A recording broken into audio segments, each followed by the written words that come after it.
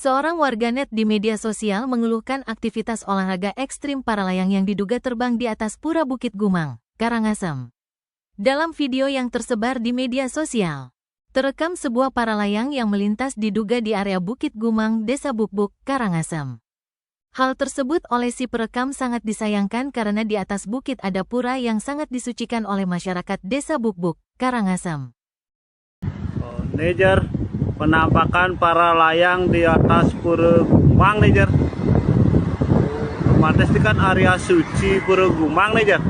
Kok diperbolehkan ada para layang ya?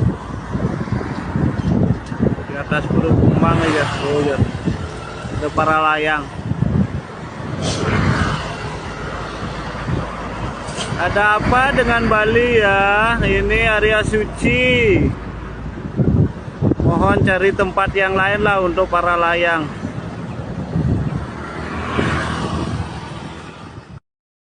Lebih lanjut, si perekam pun menegaskan jika kawasan tersebut merupakan area yang disucikan oleh umat Hindu. Pihaknya pun menyarankan untuk mencari tempat atau lokasi lain untuk mencoba wahana para layang. Sontak saja unggahan tersebut pun mendapat beragam komentar warganet di media sosial. Nah, bagaimana menurut kalian? Tulis di kolom komentar.